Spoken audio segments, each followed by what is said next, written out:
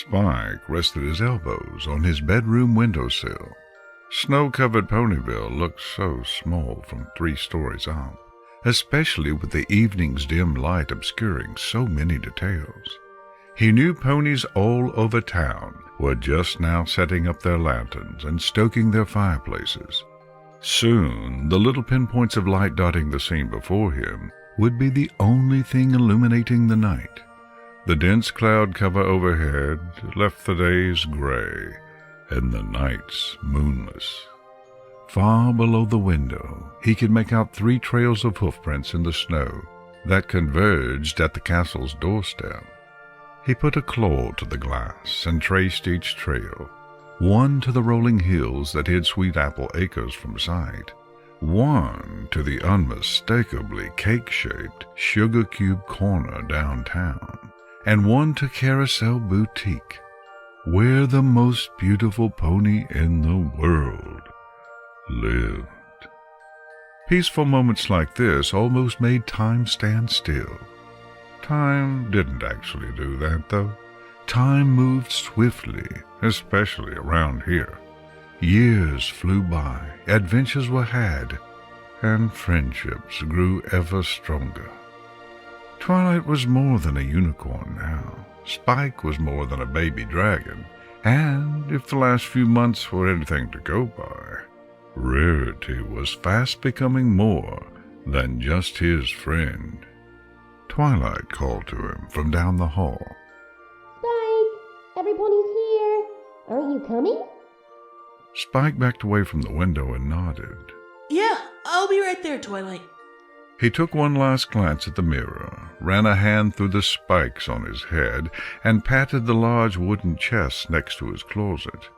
Hearth-swarming Eve was just 3 weeks away, and a chest jam-packed with gems meant he'd have no trouble affording gifts for all his friends. This year he could get them all something extra special, and have enough left over to really wow Rarity.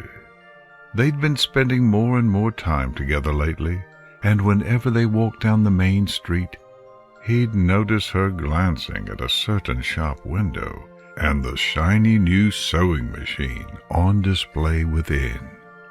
He polished the edge of the chest with his elbow and then headed for the door. Just 3 weeks, Rarity. Just 3 more weeks. Downstairs in the main hall, his 6 closest friends were engaging in their usual chatter. Only Starlight Glimmer was missing, thanks to her spending the holidays with Sunburst. He strolled down the staircase, running his hand over the garland-wrapped banister as he did so. From the wreaths hanging on the doors to the candy canes decorating the walls, the castle had never looked more festive. He paused on the last step and waved hello. Hey, every pony! Who's up for some of Spike's famous hot chocolate? A round of cheers swept through the room, along with a unisonous Thanks, Spike! Rarity held up a hoof. Oh, do remember to add a little extra cinnamon to mine, won't you, Spiky? He winked. Sure thing, Rarity. She matched his smile, and unless he was mistaken, held eye contact for a moment longer than she had intended to. Thank you. A few hours later, they were all seated around the table, with empty mugs and full bellies. Spike reclined in his chair, supremely happy with how the evening had turned out. Tonight was more than just a good time with his friends. Tonight was a sign of things to come. After all these years of quietly trying to figure out how to win Rarity's favor, she seemed to be figuring it out for him. She was seated to his right, talking about her latest trip to Manhattan, in that melodious voice of hers. She'd been next to him all night, and didn't seem capable of going more than 10 minutes without giving him a quick glance and a warm smile. Twilight's hoof gently kicked his left foot. He glanced over and saw her eyes move from him to Rarity, and back again. He smiled back. Applejack gave a mighty yawn.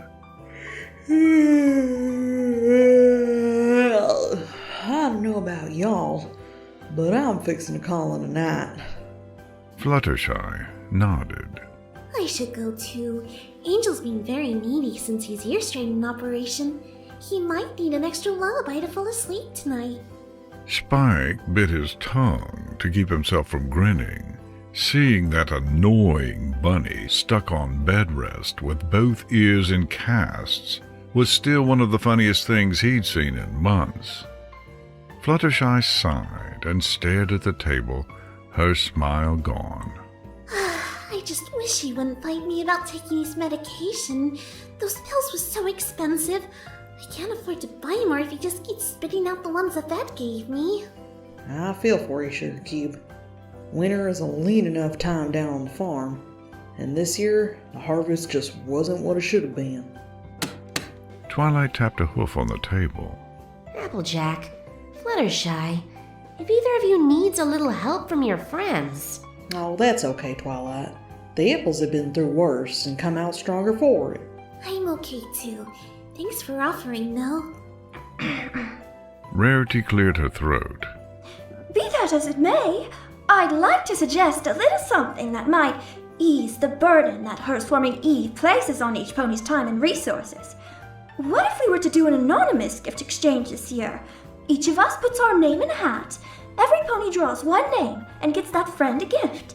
No pony knows who's getting a gift for who, or who gave them their gift after the gift exchange is over.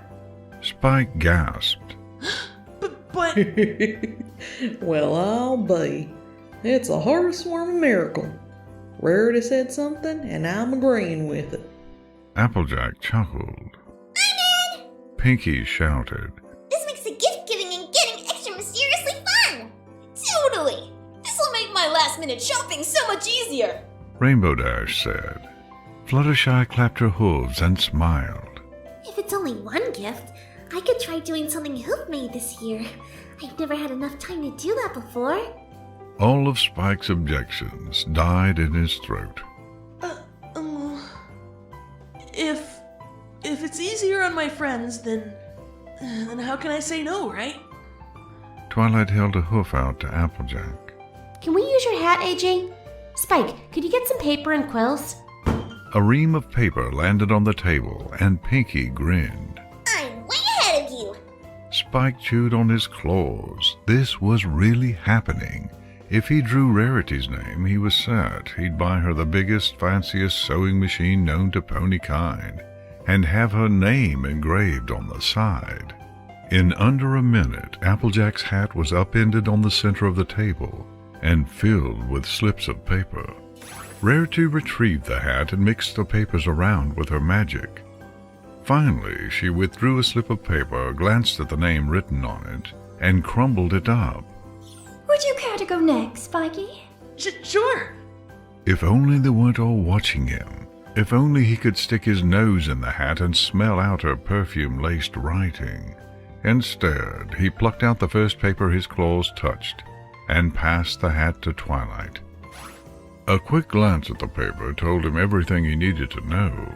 He'd drawn Fluttershy, and now his mission was to figure out who drew Rarity and convince them to trade with him through any means necessary. One look at Twilight was all it took to know who she'd drawn. Between their familial bond and her total lack of a poker face, Spike knew he'd be unwrapping a very nice book on Hearth-warming Eve. Pinkie came next, and honestly Spike had no idea what to make of her reaction. She simply took an emotionless look at the paper, stuffed it in her mouth, and mumbled something about tasty secrecy. The hat passed from pony to pony, none of whom gave obvious hints as to whom they'd drawn, or at least until it was Applejack's turn. Applejack's eyebrows shot up, and she stifled a gasp. Rainbow left her chair and hovered over the hat. Ha! You drew me, didn't you? Applejack covered the paper with a hoof. I ain't saying nothing. This whole thing is anonymous, and I aim to keep it that way. Oh yeah? Then you better not get me something fruit-related. Maybe I'll give any pony here a whole barrel of cider for free, just in case they got a Rainbow Mane Pegasus to shop for. Spike gnawed on his claws. Applejack had to be the one. Shopping for Rainbow was as easy as grabbing the closest knick-knack with the words Daring Do or Wonderbolt on it. Shopping Rarity, on the other hand, was like trying to get something for Princess Celestia. She already owned just about everything she actually wanted. The only gifts left to get were the ones she didn't know she wanted yet. Spike knew Rarity, though. He knew without a doubt that she wanted that new sewing machine, but didn't want to splurge on it for some reason. That's where he came in. He tuned out Applejack and Rainbow's continuing banter and gazed at his beloved. So help him, this would be Rarity's best hearth swarming ever. All he had to do was coax a little name trade out of a certain Stetson-wearing farm pony.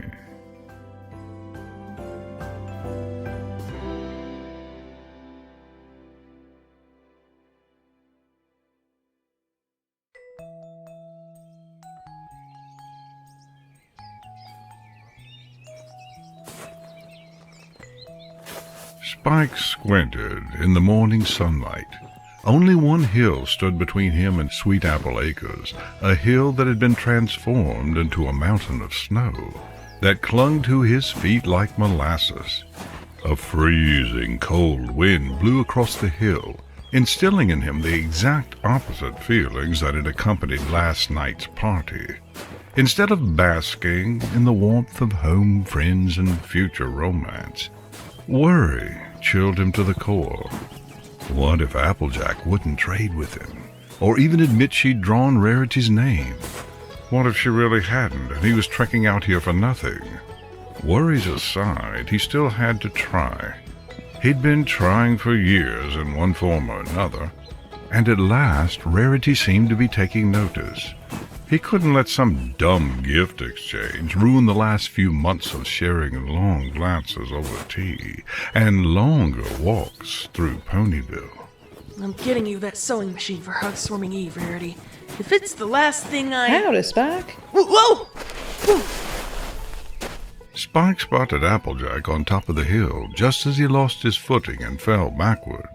The snow, for all the trouble it was to walk through, at least made for a soft landing. He stared up at the sky from his new vantage point, the start of an impromptu snow angel, and listened to Applejack's approaching hoofsteps. She stared down into the dragon-shaped impression he'd made and grinned. Still working on your snow legs? Being short doesn't help. Can't I just melt myself a path? The grass will grow back. Eventually. How about I offer you a lift instead? Spike picked himself up, brushed the lingering snow off his scales, and climbed onto her back. The snow mountain he'd been attempting to scale didn't look so formidable from up here. Thanks, AJ. I was actually coming to the farm to see you. Good, because that's where we're headed.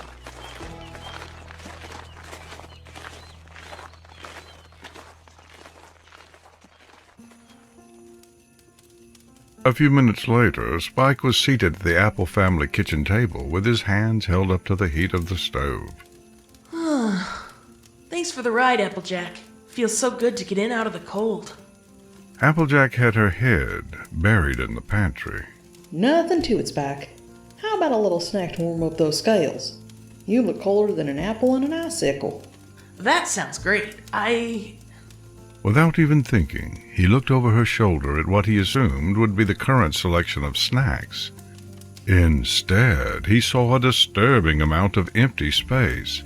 The shelves weren't bare, but compared to the usual almost overflowing nature of the Apple's pantry, they might as well have been. On second thought, I'm good. I had a really big breakfast. We ain't starving if that's what you're thinking. Starving? Why would I think... Applejack shut the pantry door. I know you're trying to be nice and all, but you're not leaving this house without some warm food in your belly. We ain't so hard up that we can't treat a guest right. Spike raised a claw to start an objection, despite having no idea how to voice one.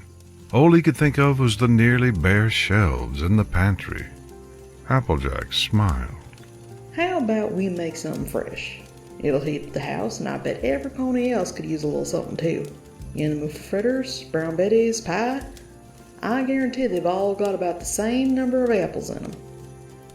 Spike touched his claws together. That all sounds good. Can I at least help you bake? Last time I let you do that, you just about wrecked the kitchen. I was just over-enthusiastic. I cook for Twilight all the time. I'll do exactly what you tell me.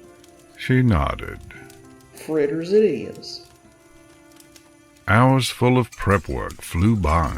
Spike found himself leaning over a bowl of batter, with a whisk in hand and the heat of the oven at his back.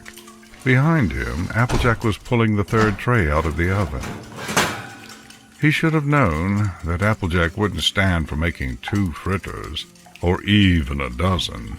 By his count, they'd prepared 20 so far, and there was still plenty of batter left. Applejack slid a plate across the counter toward him. Spike eyed the fritter's golden brown crust and breathed in the sugary, mouth-watering scent. That looks amazing, AJ. She passed him a fork next. Well, don't just stand there staring. Let me know how it tastes. I'll finish up with the batter. Spike handed her the bowl, took the fork, and dug in. Wow, it tastes amazing, too. I've never had one fresh out of the oven before. I reckon a bunch of ponies down at the market haven't either.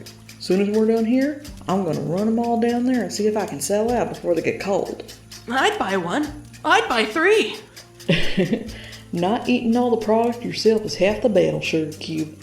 So, there's a reason I was out in the snow looking for you. It's about the big gift exchange we're doing, and can I count on you to keep a secret under your hat? Spike paused to swallow. Sure. I was going to ask you if you wanted to Because I drew Twilight's name. What in tarnation am I supposed to get a princess for Hearth's Eve? You got Twilight? I can't just make every pony some apple beetles like I normally do. I gotta find something special for just Twilight that I can actually afford. Spike just stared at her. She paused her mixing and waved a hoof in front of his eyes. That's where you're supposed to come in, Sugar Cube. You got any bright ideas? He blinked. For Twilight? You feeling okay? He blinked again and thought back to the bare pantry shelves.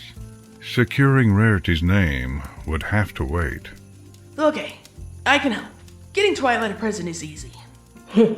Not when you're on my budget, it isn't. Trust me, it is. I'm all ears, Spike. He clasped his hands together and looked around the room. Everything here, from floor to ceiling, looked homemade, or at least home-repaired. The thing about Twilight is that she really loves gifts that say a lot about the pony they came from. Back when we were living in Canterlot, the only gifts Twilight ever wanted from Princess Celestia were getting to spend extra time talking with her, or for some dusty old book from her study. I hate to break it to you, Sugar Cube, but I'm fresh out of magic books. I haven't ruled Equestria for so much as a day, either. That's not what I mean. Twilight wanted that stuff because it was special to Celestia, and that made it special to Twilight. What Twilight really loves isn't books, it's learning, and getting closer to ponies while she does it. That used to be just Celestia and the ancient ponies she'd read about, but now it's all of us. She'd love something related to Ponyville or Earth Pony history. Just find some dusty heirloom and explain why it's important. She'll go nuts. Applejack pushed the bowl aside. Wow, that's not what I expected at all, Spike. Thanks. Spike dragged his fork against his now empty plate and gave a deep sigh. You're welcome. What's wrong, Sugar Cube? You just saved me a whole lot of worry, not to mention bits. I didn't think you had Twilight's name. I came out here so I could trade you for Rarity. Applejack laughed. I guess I can't blame you for wanting that. Sorry, I don't have her name. but if I read all of our friends' reactions right, I think I could point you in the right direction. Spike jumped up. Really? You know who has Rarity's name? Applejack cocked an eyebrow and smiled. I reckon I do.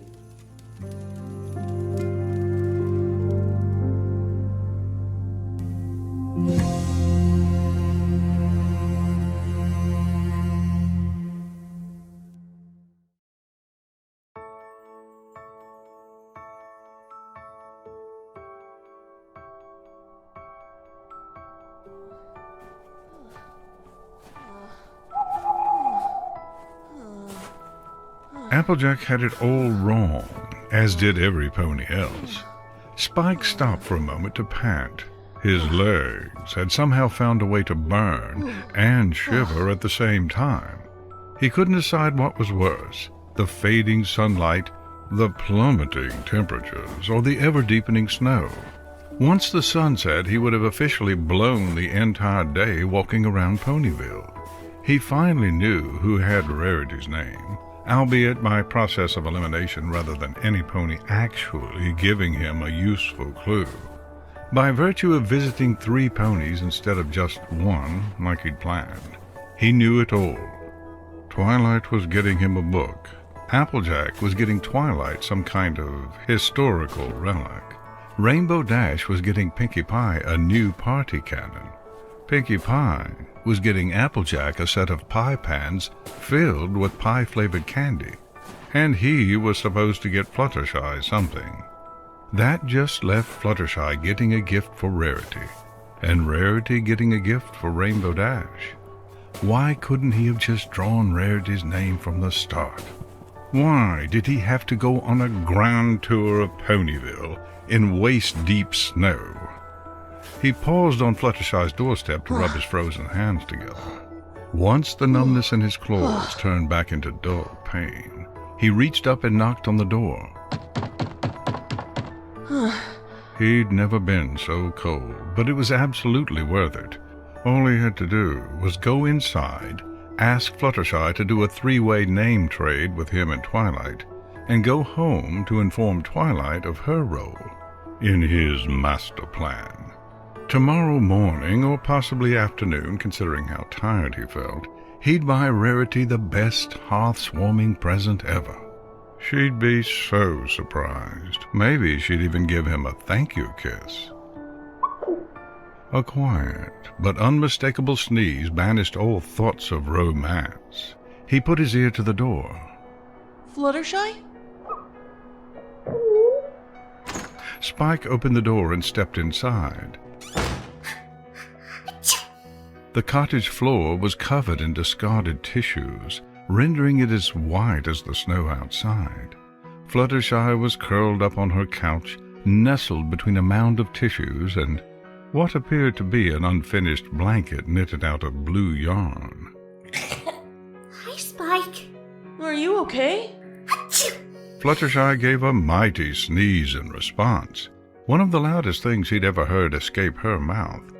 She reached for a nearby tissue box and shook her head. I've got just a little cold, but if you need something... She started to push herself up on her shaking legs. Spike shook his head and ran forward. That's okay. You don't have to get up. Can I make you some tea or... A shiver traveled up his spine, and for a moment he could have sworn that he was still wading through snow. The whole cottage felt as cold as the wintry evening outside. Fluttershy sneezed again. I'm sorry if you're cold. You really need to conserve my firewood so it lasts all winter. But you're sick. It's okay. I'm just gonna stay right here and rest until I feel better. It's a good thing I'm knitting this blanket as a heartwarming gift. Spike looked down at the blanket. The shade of blue was a little off, assuming she was trying to match Rarity's cutie mark. Still, it did look warm and comfortable. It looks really nice, Fluttershy. Can I make you some tea? Fluttershy's ears shut up. Oh, Angel! He said he was gonna make me something, but that was ages ago. Could you check on him for me? He ran to the kitchen. Angel, are you okay? Did you need me to... Spike tried not to laugh and only succeeded by clasping both hands over his mouth. Angel was standing at the base of the oven, right in front of the hearth, ineffectually rubbing 2 sticks together with his soot-covered paws. The death glare he gave Spike looked like more than enough to get a fire going. Do you need a little help, Angel? Angel balled up a tiny fist and tried to look menacing. Hey, I'm just trying to help. I want Fluttershy to get better too. Angel pointed at the tea kettle on top of the stove and then to a pack of matches resting on a shelf high above. I'll take care of that. Stand back. One blast of Spike's fire breath brought the tea kettle to a whistling boil. Angel shook his head and pointed again. What?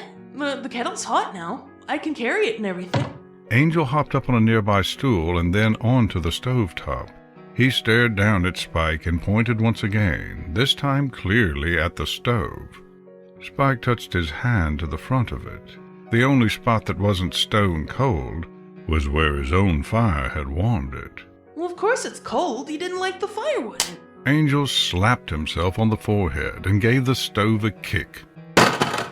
The hollow ringing sound emanating from the hearth finally clued Spike in. He knelt down and looked into the empty spot where the firewood was supposed to go. So you've been trying to light a stove with no firewood in it. Is the wood too heavy for you or something?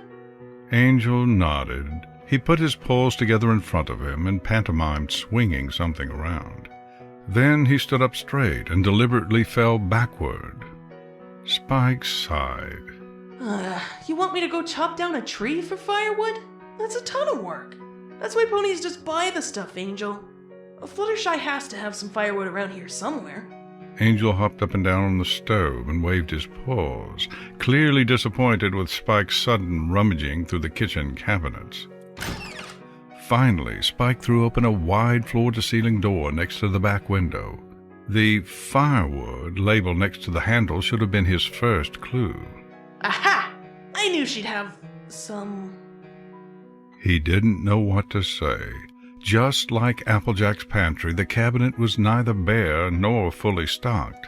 Small bundles of logs, each barely enough to ward off a winter's afternoon, were tied up with yarn and labeled with little strips of paper.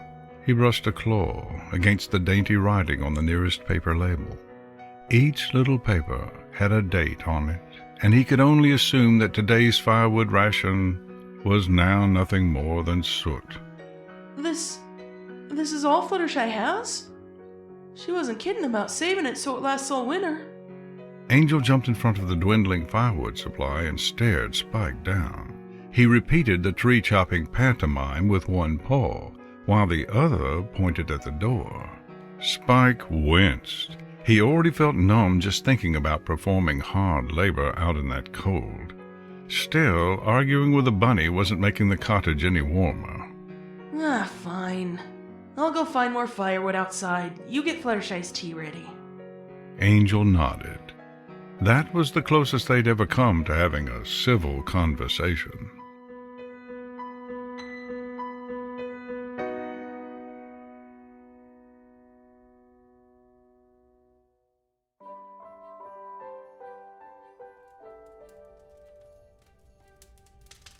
Oh.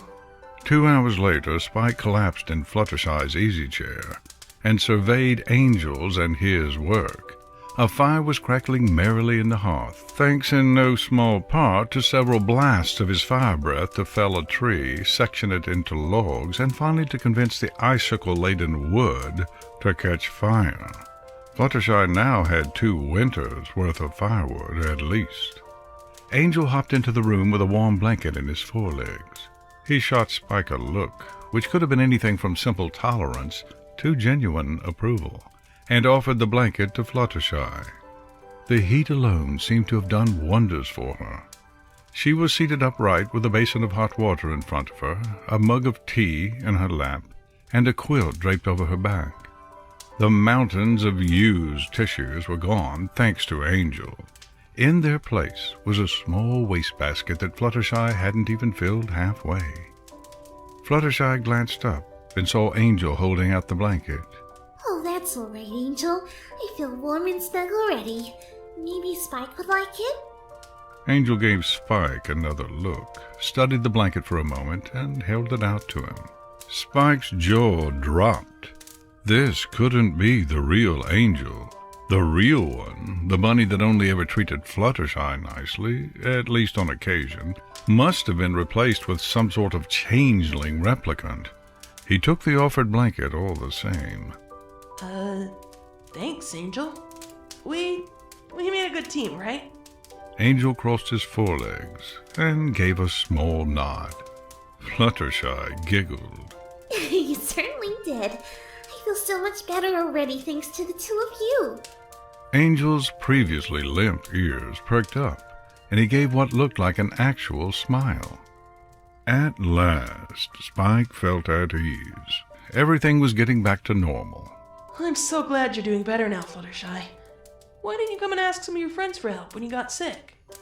Fluttershy looked down into the water basin. I really should have. I know you're all so busy, though, and I wouldn't have wanted to ruin my surprise. Her gaze drifted to the unfinished knitting project on a nearby end table. I guess you know who it's for. Do you think she'll like it? Are you kidding? What pony wouldn't like a hoof-made blanket? I know Rarity's a seamstress and everything, but she's gonna love it. Rarity? Her ears shot up. Well, yeah. You're trying to match the color of her cutie mark, aren't you? Fluttershy stared at him for a moment and finally shook her head. No! Didn't you see the pattern? Before she could even move an inch, Angel darted forward and retrieved the blanket for her. It started to unfold as he carried it, and at last Spike realized what he'd missed. Right in the middle of the solid blue expanse of yarn was the beginning of a rainbow-colored lightning bolt. Spike's jaw dropped. But Rainbow Dash? Fluttershy nodded. I was so worried when I drew her name. She always acts so tough, but cloud houses get especially cold in the wintertime. I get that and everything, but... He hung his head. Spike? What's wrong? You're not getting sick too, are you? No, I just don't understand what... And then he did. Spike jumped to his feet. I'm glad you're feeling better, Fluttershy, but I need to go. Fluttershy nodded. Thank you so much for coming to see me, Spike. Is there anything I can do for you? That's okay. You just rest. Rainbow Dash is gonna love that blanket. You've got everything here covered, right, Angel? Angel stood up straight and saluted. Spike gave him a thumbs up. Great. I've got one more stop to make.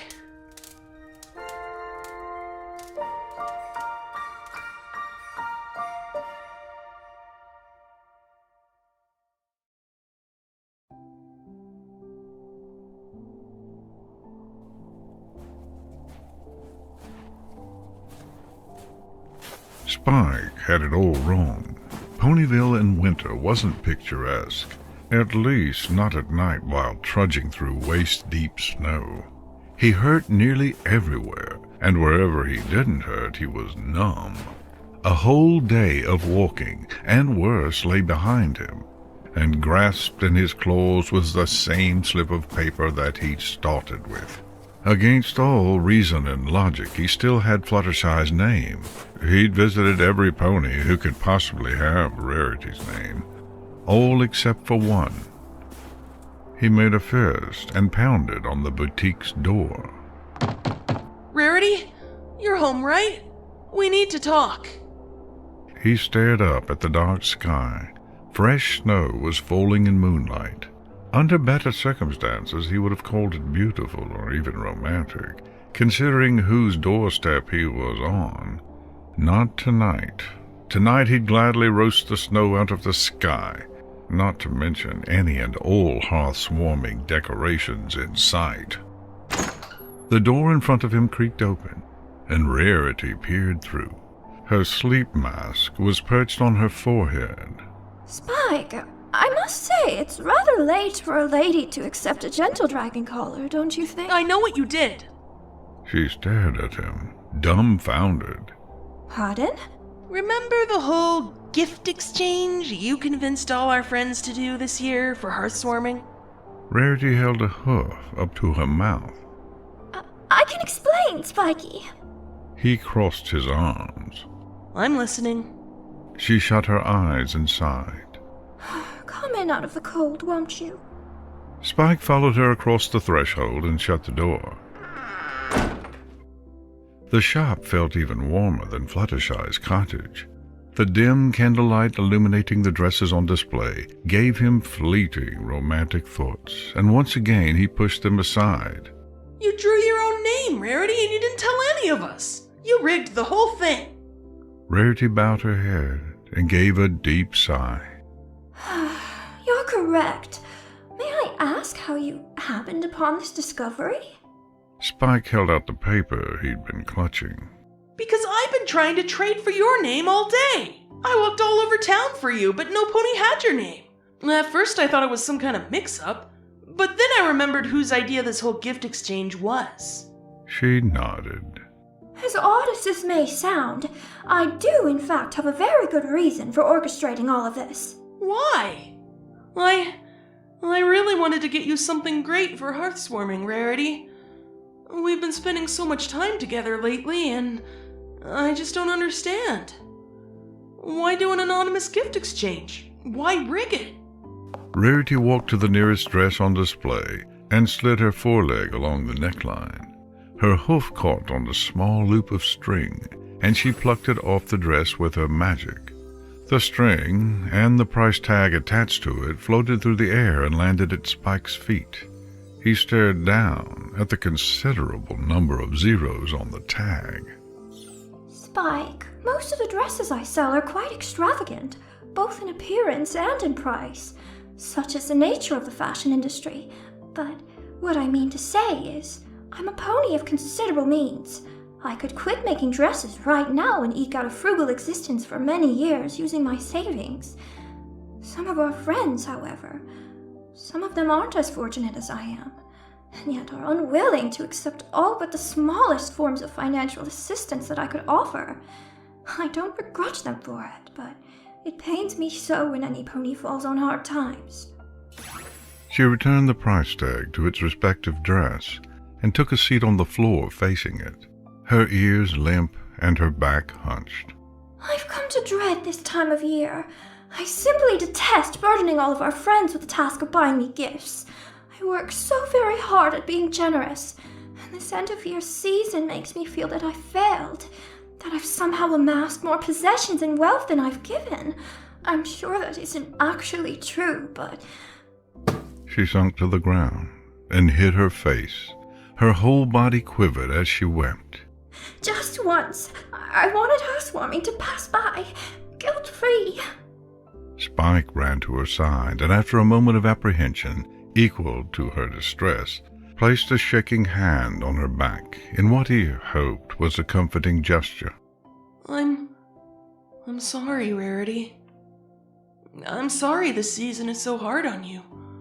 But I can't let you go through with this. Rarity looked at him with mascara-stained disbelief. But... We're your friends. We like giving you stuff, and you deserve a nice hearthwarming gift just as much as the rest of us. I can't let you get nothing for Hearthwarming Eve, that's just awful. She grasped one of his hands between her hooves. Please, Spiky Wikey, receiving nothing from any pony is what I want more than anything this year. Please, just let me give myself a trinket out of my jewelry collection like I'd planned. I can't bear another winter racked with guilt. But that's not what the gifts are about. They're supposed to show how much we all care about each other. That we spent time getting something that'll make some pony we care about happy. Isn't that... Spiky? She stared into his eyes. I've got an idea. If you trade with me your name for Fluttershy's, I swear I'll make this the best hearthwarming Eve you've ever had. Spiky.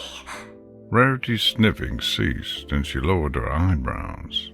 Spiky, I most certainly do not need the sewing machine that you've been eyeing. Spike shook his head. It's not like that. How did you know that's what I was going to get you? She managed a coy smile. I do notice more than the contents of shop windows during our walks through Ponyville, Spiky Wikey. He blushed. Well, I won't get you that. I swear, I won't spend a single bit on your present. It'll be what gift-giving is really supposed to be about, and that's it. He held up the slip of paper with Fluttershy's name on it. And Fluttershy could really, really use some warm winter clothing. Her cottage is like a freezer. Rarity sighed. I certainly can't let Fluttershy freeze, but you must promise that you won't go out of your way for me. Nothing fancy, nothing expensive. Spike nodded. I promise I won't do anything crazy. No more than I already have, anyway.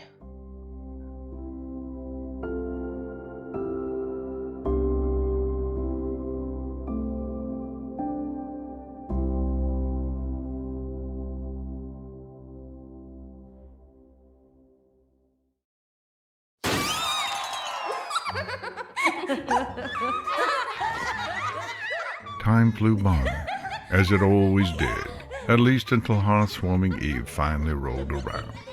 Once again, Spike was seated at the castle's table with his 6 closest friends, and once again, Rarity was in the chair next to his. Her smiles and stolen glances were all the more frequent tonight, although he could detect something new in her eyes. All night she'd been asking him a question without uttering a single word. Did you keep your promise? She'd find out soon enough. The usual gift-opening frenzy had given way to a sort of procession around the table. Presents were being opened one at a time, and each pony's reaction was priceless. Or at least that's how Spike assumed their reactions were.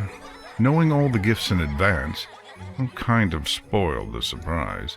Still, it was one thing to find out Pinkie was getting a new party cannon.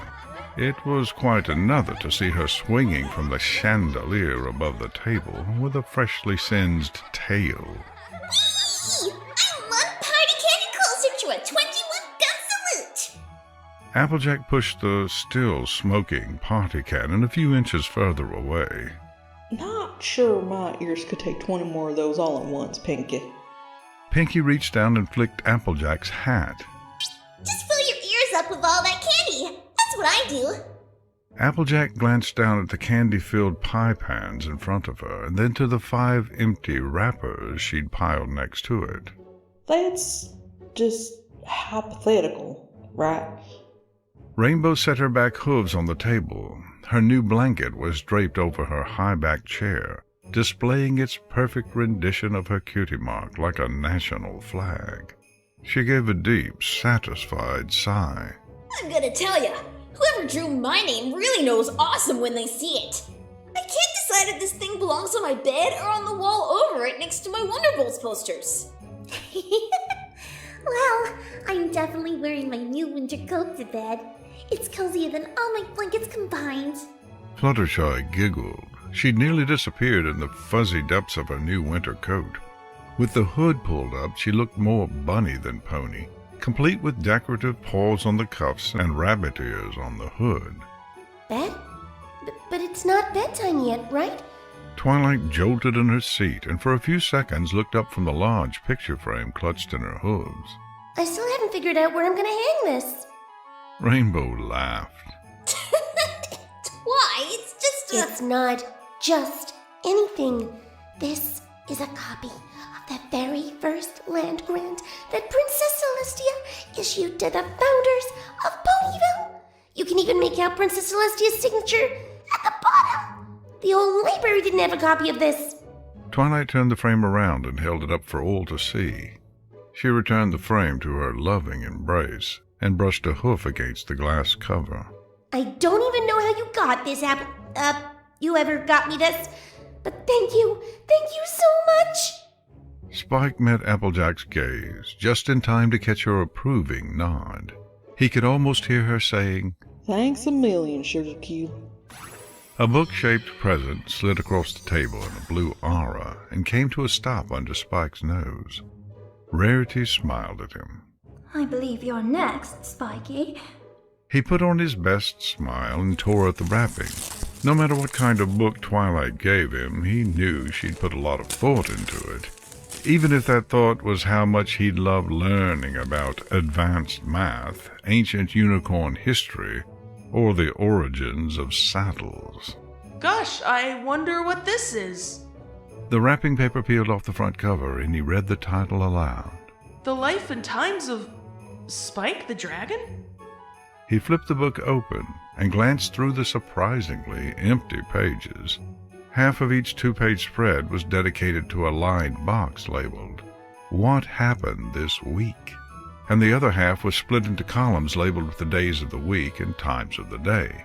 At the bottom of each day's column was a series of checkboxes with labels like Big Project, Out of Town, and to his great surprise, On Vacation. He flipped back to the first set of pages, the ones covering today and beyond, and saw that the vacation checkboxes were already checked for the rest of the week. The day columns had been overtaken by the message, "Do whatever you want." He flipped through the pages, catching more pre-filled vacation days with notes like Comic Book Convention and Sapphire Season. Twilight had found at least one event per month that he'd typically forget about or not have time for. He'd never had anything like this before, and yet having it made so much sense. Keeping Twilight's schedule straight was complicated enough. Factoring in time for himself and remembering what he'd actually planned on doing was next to impossible. Rainbow Dash flew low enough that Spike could feel her breath on his shoulder. So, it's a planner? Or a journal? Or something? It took Spike a moment to nod. Yeah, and it's actually pretty cool. Tomorrow I'm on vacation. He looked over at Twilight, who gave him a smile and a wink. Applejack cleared her throat. Looks like you're up, Rarity. Fluttershy's coat rustled as she sat up. Are you okay, Rarity? You're not breathing. Rarity coughed and gasped. I'm perfectly fine, Fluttershy dear. I was simply wondering what could possibly be in a package this substantial. Every pony, Spike included, followed Rarity's gaze. The last present on the table was indeed large. 2 of those top-of-the-line sewing machines would have fit inside with room to spare. Rainbow Dash grasped the box with her hooves and gave it a shake. It's heavy, whatever it is. Guess that means it's not dresses or something. Applejack chuckled. Unless they're dipped in gold. The box glowed blue and slid to Rarity's side. She put a protective hoof on it. Please, Applejack. A dress made of solid gold would be garish, impractical, and She fixed an eye on Spike. completely unacceptable. Pinkie fell from the chandelier and landed in her chair. So open it already! Let's see that unacceptable dress! Spike watched the wrapping paper slowly come undone.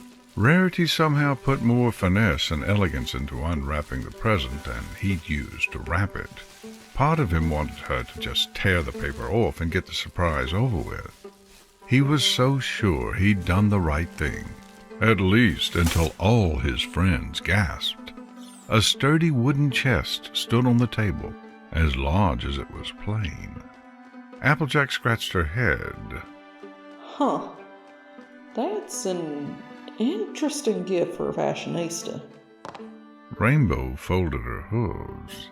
Yeah, it looks so simple. Is there something inside?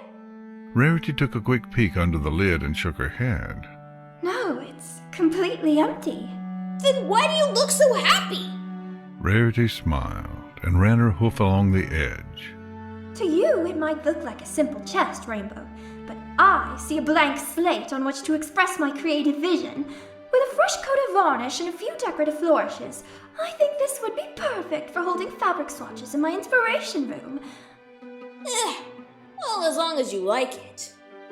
Rarity gave Spike another glance and nodded. I do.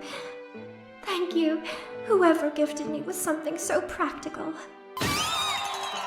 Another blast from Pinkie's new party cannon shook the room, and confetti rained down. Pinkie jumped up on the table and donned a party hat. So, who's up for some heartwarming Eve party games? Spike smiled. At least, Rarity was content with the gift. Hopefully, after he'd gotten a chance to explain himself, she'd actually be happy about it.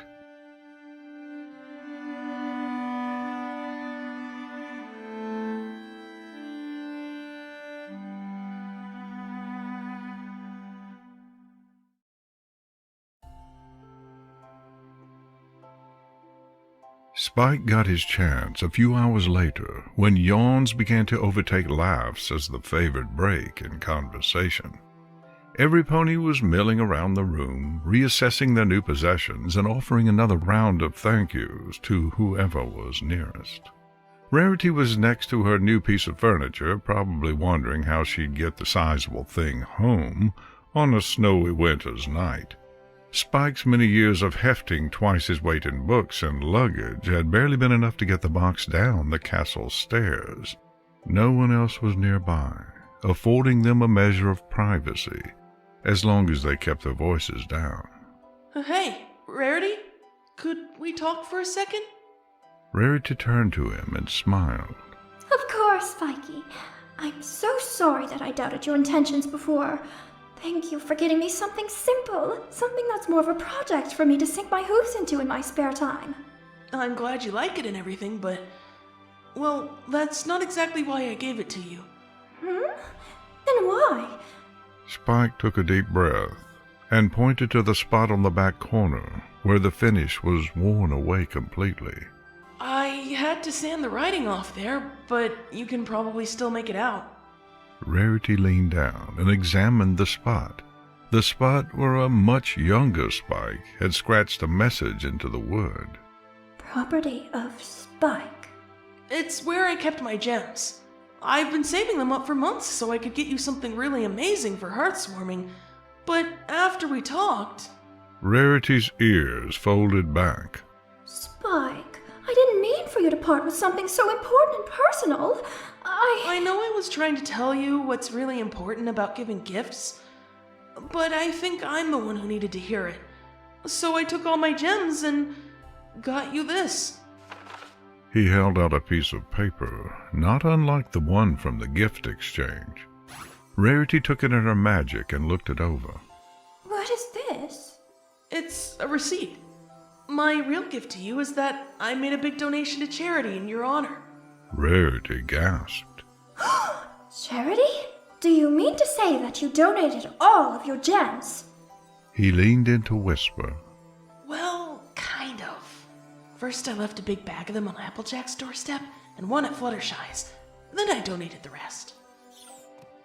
Rarity turned away and trotted out of the room.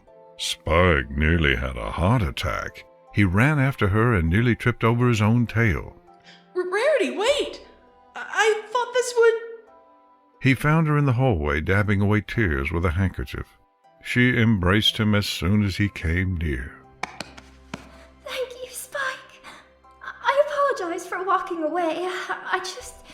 What you've given me is almost too much to bear. Thank you. Thank you for making this the best housewarming eve I've ever had. Relief flooded Spike's mind, nearly eclipsing the bliss of her touch. His legs went weak as all his worries fled away. He'd done it. He'd given Rarity the perfect gift. All too quickly, she pulled away, leaving him with only her radiant smile for comfort. That's what I wanted, Rarity.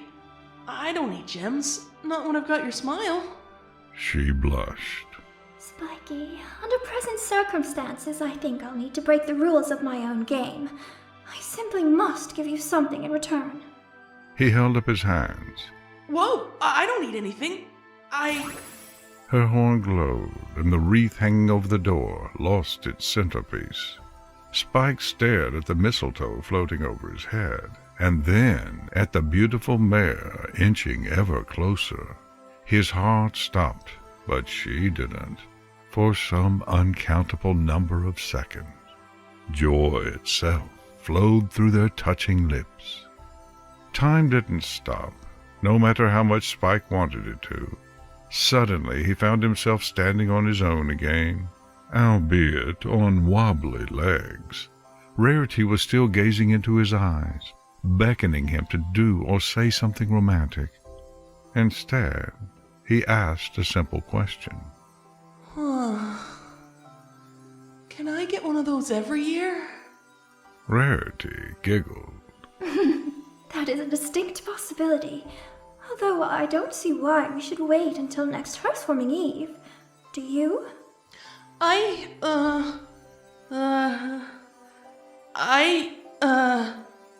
No. What I mean is, do you want to go window shopping again tomorrow and maybe have lunch? I'm kind of broke right now, but... She held a hoof up to his lips. My treat. I insist.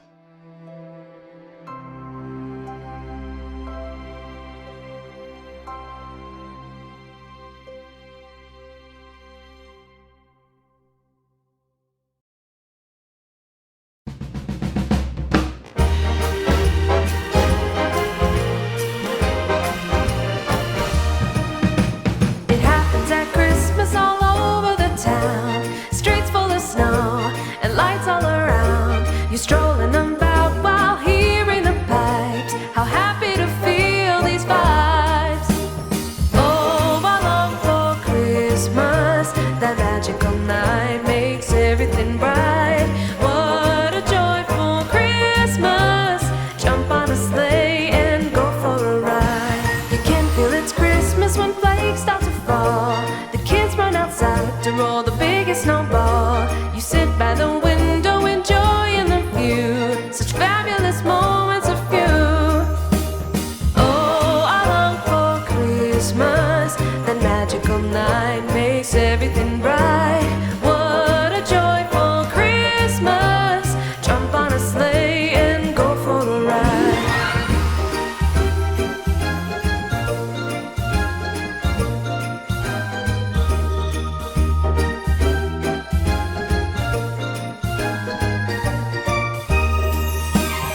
Oh, I long for Christmas. That magical night makes everything bright. What a joyful Christmas. Jump on a sleigh and go for a ride.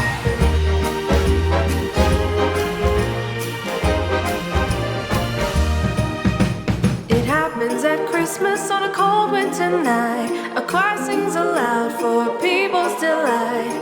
Carols and songs about love and goodwill. You start to forget that chill. You can feel it's Christmas when Santa's nearby. A bag full of gifts for kids standing by. Look at his reindeer carrying the sleigh. They're going to fly away. Oh, I long for Christmas. That magical night makes everything bright.